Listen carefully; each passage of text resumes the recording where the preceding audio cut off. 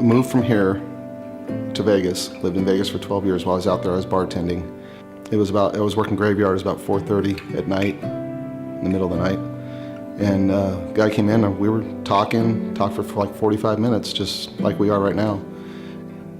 I turned away, told him I'd be right back, walked over to the register. And when I turned back, he had a gun pointed right at me.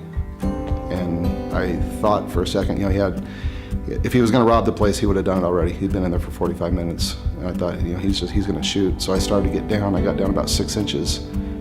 And that's when I heard the pop, and it hit me right here. You stand me back up 6 inches. We know where he was aiming. So when it hit me here, it ricocheted off my collarbone and just went full force into my shoulder and just obliterated my shoulder. So I'm crawling across the floor with one arm. My other arm's just dragging behind me at this point. And he fired 2 more shots at me while I'm crawling away. When I heard the shot, I pulled back real quick, which the third shot hit the cupboard that I was right next to, which I have a video at home. If you look at the video, it shows the bullet hole hit right where my head was before I pulled back. So I'm thinking the only chance I have to get away from this guy is just get up and run for the kitchen. So I got up and I started running with my back arched, thinking I'm gonna get shot any time. Once I rounded the corner and got in the kitchen, didn't understand why I wasn't shot, but I kept running, slipped and fell. I slid across the floor and slid towards the prep sink, which left the blood trail going this way, and the back door is right here. So when he came, I guess he came through the kitchen looking for me. He sees the blood trail go towards the prep sink, so he thinks I'm inside. He spends the next 15 minutes looking all over. I'm out back dialing 911, and I'm pretty much on the ground. I've slid down the wall. There's a little walled-in area with 2 gates.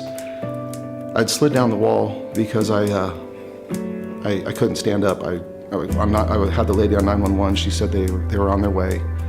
One of the girls somehow got away from him, comes out the back door and says, "You got to get out of here. He wants to kill you." And I said, "Well," and I had my back turned to one of the gates. I said, "Try the gate behind me." I could hear her go back there and try the gate. She goes, "This one's locked." I said, "Well, come try this one in front of me, and that's where we get our deliveries. That one should be open." Before she did that, I felt her come over, and I felt the tight grip around my waist, and she grabbed my good arm and stood me up.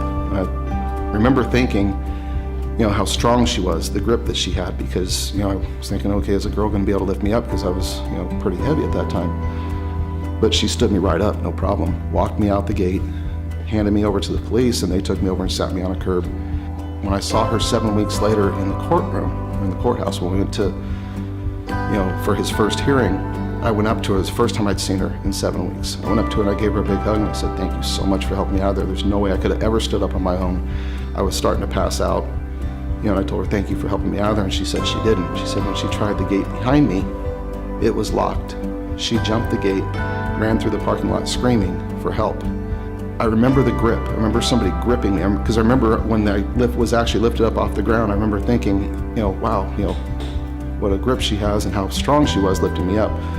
And she wasn't there. She actually jumped the gate and ran, so there's only one other person that could have carried me out of there. When I went back to work, for the same company at a different bar.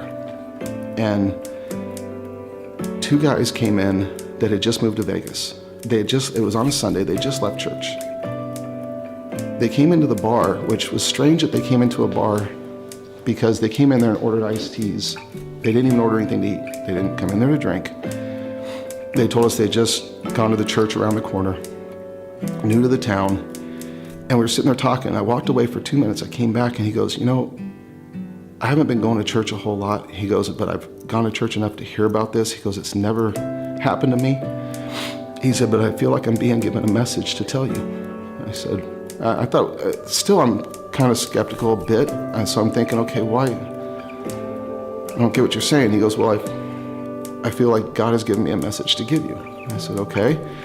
He said he wants me to tell you that he was glad he could be there to carry you through your ordeal. And he asked me, "Does that mean anything to you?" Because I hadn't even had a chance to talk to him until, they had just come in. So after that, I told him the story of what happened, and they both just got chills thinking, I was just given a message to tell you that actually goes with that story. So not only did he carry me out of there, but he sent somebody later on to confirm it. So for anybody out there who is doubting that Jesus isn't real or he isn't there for us, I know for a fact that he was the one who carried me through that. And so if you're struggling with your faith or struggling with believing, He is there, He is real. So just keep believing, and He will always be there for you.